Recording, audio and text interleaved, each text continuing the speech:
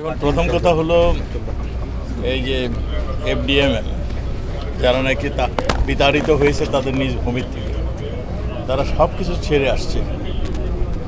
কাজেই তাদের তো ভবিষ্যৎ কী হবে তারা কিছুই অনিশ্চিত। সেই জন্যই আমরা অনেক আগের থেকে বলে আসছিলাম যে এদেরকে তাড়াতাড়ি যদি আমরা রিপাট্রিয়েট না করতে পারি, এখানে অসন্তোষ জাগবে, এখানে ইন্টারন্যাশনাল টেরোরিস্টদের একটা হাব হয়ে যেতে পারে, আর এখানে অস্ত্র ঝঞ্ঝানি হতে পারে, অনেক কিছু হতে পারে।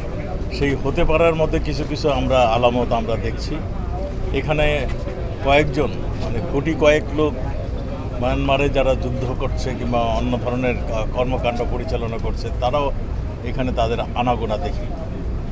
আর সবচেয়ে বড় ভয়ের ব্যাপারটা হলো আমাদের, যেটা আমরা সবসময় ভয় করে আসছি, আমাদের দেশ কোনো ড্রাগ তৈরি করে না, কিন্তু সেখান থেকে ড্রাগ আসতো এবং এই ক্যাম্পের কিছু সংখ্যক লোকের সঙ্গে জড়িত হয়ে গিয়েছে। আমরা তাদেরকে চিহ্নিত করার চেষ্টা করছি। আর যারা এই রকম অস্ত্র নিয়ে ক্যাম্পে আনাগোনা করে কিংবা রক্তক্ষরণ হয়েছে, আপনারা 2-4টা দেখেছেন, তাদেরকে চিহ্নিত করা হলো আমাদের মূল কাজ এবং তাদেরকে আইন অনুযায়ী তাদের ব্যবস্থা নেওয়া, এই সবগুলি আমরা করছি।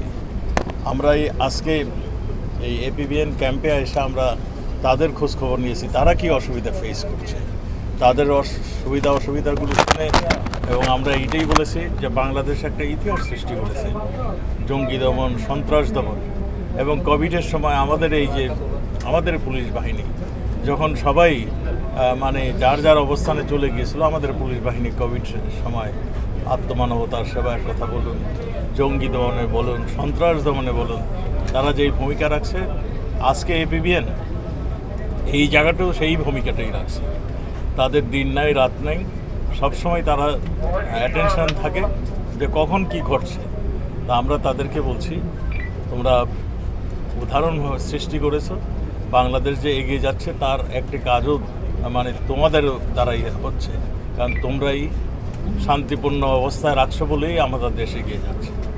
এদেরকে আরও ভিজিলেন্ট হওয়ার জন্য, সন্ত্রাসীরা কোথায় আছে সেগুলো দেখার জন্য, আর তারা যেন আরও ভালো সুন্দরভাবে কাজ করে, তারই কিছু পরামর্শ আমরা দিয়েছি।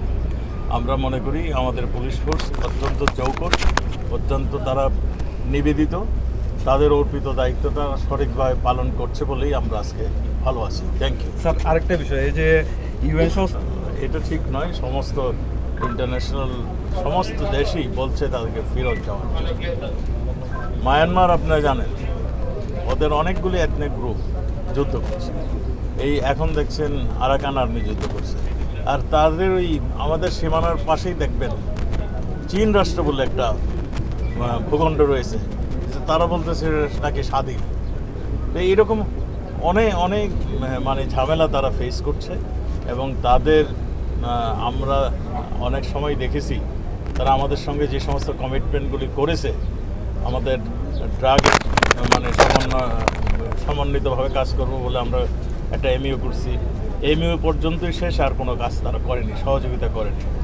আমাদের এদেরকে ফিরিয়ে নেওয়ার জন্য আমি মায়ানমারে গিয়েছি, সেখানে আমরা একটা এমইউ সাইন করেছি কীভাবে 2017-তে কীভাবে এরা ফেরত যাবে, তার একটা এমইউ হয়েছিল। সেই এমইউ পর্যন্তই শেষ, তারপর কোনো কাজ হয়নি। আমাদের সব সংস্থাই কাজ করছে তাদের ফিরিয়ে নেওয়ার জন্য। আমরা মনে করি তারা ফিরিয়ে নেবেন, কিন্তু সেই দিন যত দ্রুত হয় ততই আমাদের জন্য মঙ্গল। Thank you.